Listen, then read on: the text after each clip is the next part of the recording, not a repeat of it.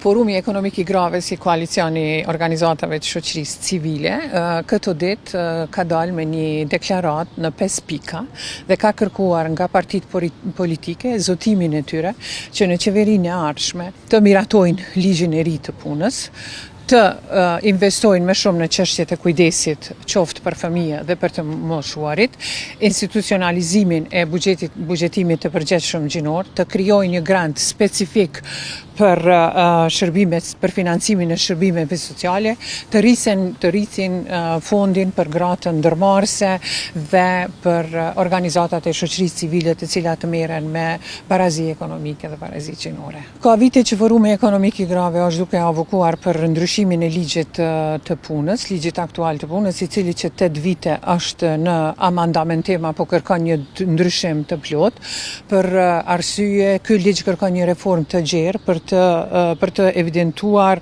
apo për t'i adresuar disa avantazhe strukturore të cilat gratë jasin në tregun e punës. Aktualisht pra vetëm rreth 25% e grave janë pjesëmarrëse në tregun e punës, janë aktive në tregun e punës, ndërsa 74% e grave mbesin jashtë tregut të punës.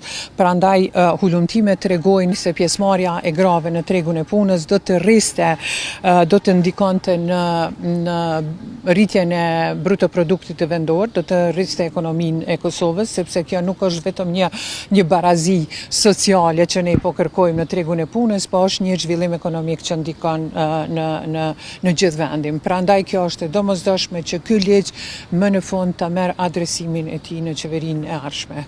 Rritja e fondeve, aktualisht kemi vetëm rreth 20% e grave të cilat zotërojnë apo janë pronare të bizneseve.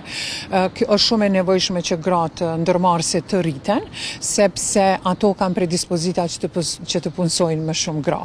Për të adresuar këtë, ne kemi kërkuar që fondet të rriten edhe me tutje, sepse investimi në ndërmarrësinë e grave do të nënkupton anën tjetër zhvillim ekonomik.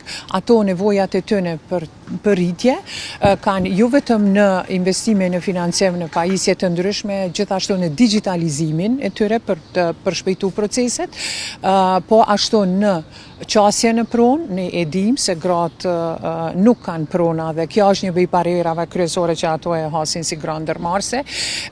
Gjithsesi duhet të investohet në rritjen e tyre, sepse tani më kemi ne disa gra ndërmarrëse të cilat janë duke performuar mirë, po faza e rritjes është mjaft komplekse. Investimi në këtë fazë rritjes për to është shumë I rëndësishëm dhe sigurisht që të gjitha këto komponente do të ndikonin që qasja e tyre në tregje edhe ngritja e standardeve do të ishte në benefitin jo vetëm të tyre si ndërmarrëse, po edhe për punësimin e shumë grave të tjera, po në benefitet e gjithë vendit, në zhvillimin e gjithë vendit. Mos të mbeten bërë se ligji I punës është një prej çështjeve më të rëndësishme. Taksapaguesit në Kosovë meritojnë një ligj të denjë. Jo vetëm në dispozitat që ne I kemi diskutuar për një kohë të gjatë, dispozitat e lejes e leonis, lejes e asis dhe lejes prindërore, mirë po edhe orarit fleksibil që në ditët e sotme është shumë I kërkuar. Prandaj ne kërkojmë që sa I përket ligjit të punës të ketë transpozim të direktivës BE-s për balancimin punë-jetë dhe politika të përgjithshme gjinore në vend të pune sot janë të domosdoshme. Është shumë e rëndësi, do me thonë që barierat që gratë I lojnë jashtë tregut punës na lidhen edhe me çështjen e kujdesit. Çështja e kujdesit sot nuk janë vetëm mungesa e qerdheve për fëmijët e vegjël dhe ata parashkollor, por gjithsesi edhe për të moshuarit. Me regjistrimin e fundit të popullsisë, ne e kemi pasë se mosha 65+ është në rritje në Kosovë, ndërsa në anën tjetër nuk kemi qendra të kujdesit për pleq. Prandaj investimi në një rrjet kombëtar të kujdesit në Kosovë sipas hulumtimeve të organizatave shoqërisë civile anëtare të Forumit Ekonomik të Grave, delse do të punësonin rreth 22.000 gra. Prandaj ky është një cikël që kërkon angazhim të madh, investim nga qeveria, sepse Kosova nuk ka përvojë në çështjet e kujdesit për të moshuarit dhe kjo kërkon një cikël të tërë të investimit, të certifikimit të këtyre personelit që do të punonin në këto qendra.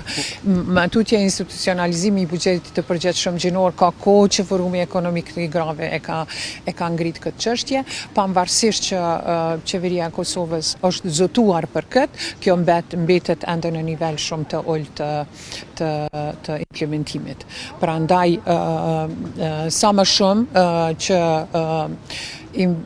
që ndahen fonde të përgjithshme gjinore, atëherë edhe për gratë do të ishte me lehtë kjo. Ato investime do të ndikonin në këto qendra të kujdesit, do të ndikonin në transport të rregulluar, do të ndikonin edhe në kushte tjera që i hasin jo vetëm gratë, por edhe burrat në tregun e punës. Prandaj taksa paguesit janë ata që po mbushin buxhetin. Paratë e tyre duhet të kthehen në të mirën e tyre dhe këto investime edhe këto kërkesa tona bazohen kryesisht në këto çështje. Shiqani, neve nuk është që ne kemi pas, si të themi, gatishmëri me na ndigju, përderisa nuk janë mri kërkesa tona, por ajo nuk ka mjaftu.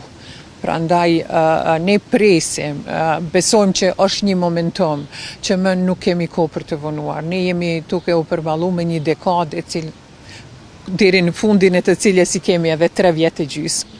Edhe jemi ballafaqur me një pandemi, tani jemi me një jo stabilitet politik, të themi në Kosovë, prandaj edhe amandamentimi i ligjeve, edhe prurja e ligjeve të reja, siç është ligji për sigurime shoqërore, fondi për sigurime shoqërore, është një domosdoshmëri në Kosovë. Ne jemi shumë vonë, prandaj qeveria e ardhshme duhet me hapa të shpejti adresoj të gjitha këto çështje për të ndaluar edhe emigrimin e të rinjve jashtë vendit, sepse tani nuk emigrohet vetëm për një pagë, po emigrohet edhe për kushte tjera, qoftë të kujdesit, qoftë shëndetësisë, të edukimit. Prandaj kjo është një thirrje publike që ne si Forum Ekonomik jemi duke adresuar në këto 5 pika të cilat ndërlidhen njëra me tjetrën.